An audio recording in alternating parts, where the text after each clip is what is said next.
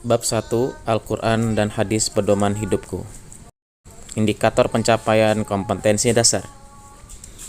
Peta kompetensi.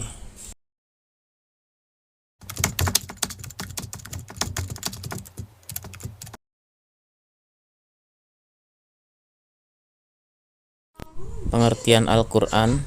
Kata Al-Quran berasal dari bahasa Arab, yaitu qara'a yaqra'u qira'atan wa qur'anan, yang artinya adalah membaca.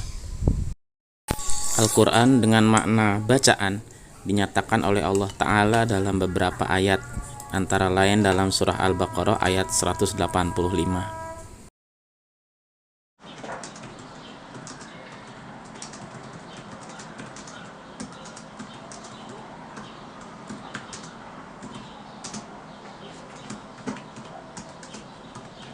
Fungsi Al-Quran. A. Fungsi Al-Quran dalam Islam. Disajikan tabel fungsi Al-Quran secara umum, yaitu yang pertama, sebagai sumber ajaran hukum Islam yang utama, sebagai konfirmasi dan informasi terhadap hal-hal yang tidak dapat diketahui oleh akal. Kemudian, petunjuk hidup manusia ke jalan yang lurus tentang berbagai hal.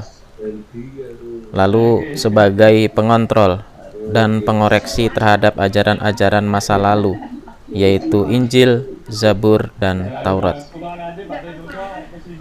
Mayoritas kaum muslimin menyepakati 4 macam dalil atau sumber hukum, sekaligus urutan dalam prioritasnya. Al-Quran, hadis, disebut juga sunnah atau as-sunnah, ijma', dan qiyas. Apabila dihadapkan dengan sebuah kasus atau peristiwa yang memerlukan ketetapan hukum. Yang pertama dilihat adalah Al-Quran.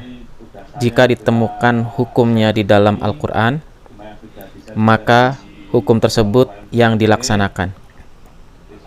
Jika di dalam Al-Quran tidak ditemukan, maka kemudian dicari di dalam sunnah atau hadis. Jika ditemukan hukumnya di dalam hadis, maka hukum tersebut yang dilaksanakan. Jika tidak ditemukan hukumnya di dalam sunnah atau hadis, maka kemudian melihat apakah terdapat ijma' atau kesepakatan para ulama dari para mujtahid yang hidup satu zaman mengenai hukumnya.